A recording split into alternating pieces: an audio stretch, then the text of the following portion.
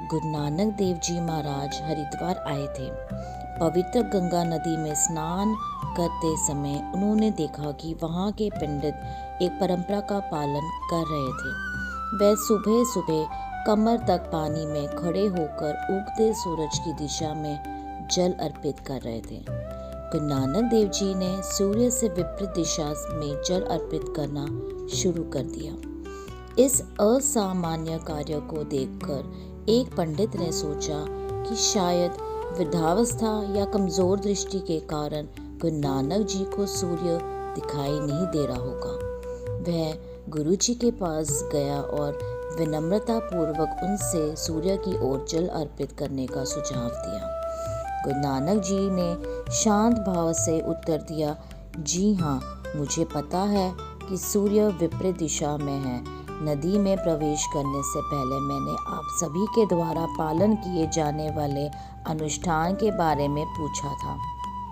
आप मानते हैं कि शुद्ध श्रद्धा से सूर्य की ओर जल अर्पित करने से वह सूर्य तक पहुंच जाता है, चाहे वह मीलों दूर ही क्यों न हो। यदि ऐसा है तो मैं भी वही कर रहा हूँ, लेकिन एक अलग उद्देश्य से।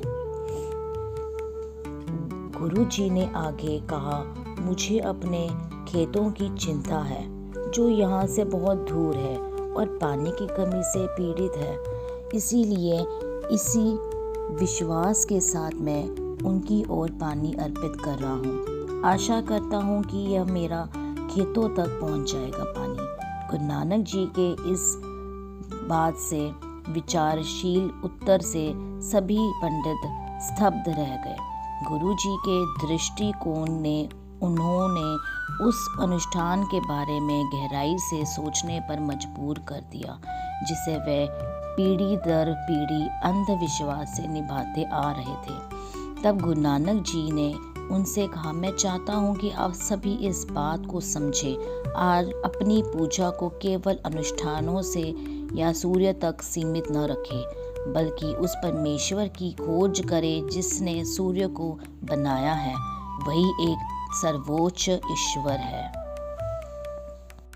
गुरु जी ने जोर देते हुए कहा, सच्ची भक्ति केवल सूर्य उपासक बनना नहीं है। सच्ची भक्ति उस एक के नाम का जाप करना है जिसने सूर्य, मनुष्य, पृथ्वी और सभी चीज़ों को बनाया है, जो सभी का सर्वोच्च सृष्टि करता है।